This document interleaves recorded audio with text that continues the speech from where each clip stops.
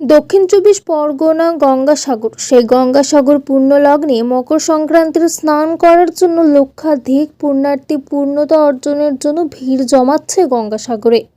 সেই গঙ্গাসাগরে গভীর রাতে ঘন কুয়াশার দাপটে অন্ধকারাচ্ছন্ন। তার মধ্যে থেকেও অস্ট্রেলিয়ায় ইলেকট্রিক লাইট আনা হয়েছে ঘন মেঘাচ্ছন্ন কুয়াশা কাটার জন্য, যাতে সাগর পথে জাহাজ বা লঞ্চে করে আসতে দূর দূরান্ত থেকে তীর্থযাত্রী তারা দিকভ্রষ্ট না হয়, সেই জন্যই এই ব্যবস্থা।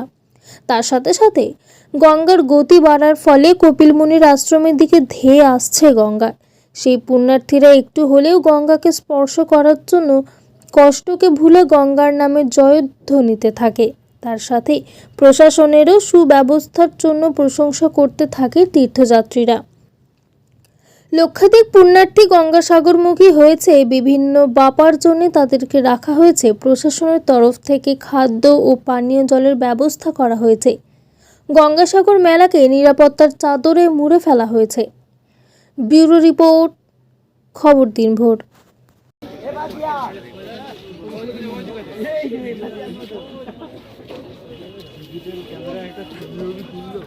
अम्बेडकर नगर के रहने वाले रामगोपाल सिंह, अम्बेडकर नगर के रहने वाले रामगोपाल सिंह जी, आप इस मेले प्रांगण में जहाँ कहीं भी हो, आप हमारी सूचना केंद्र के नीचे चले आए। यहाँ पे आप গভর্নমেন্ট অনেক ভালো কাজ করেছে, অনেক প্রাইভেট এনজিও যেটা ভালো কাজ করছে, তার মধ্যে কলকাতা আবাসী ব্যবসায়ী সেবা সমিতি একটা আছে, অনেক ভালো কাজ করছে, অনেক ভালো কাজ করছে।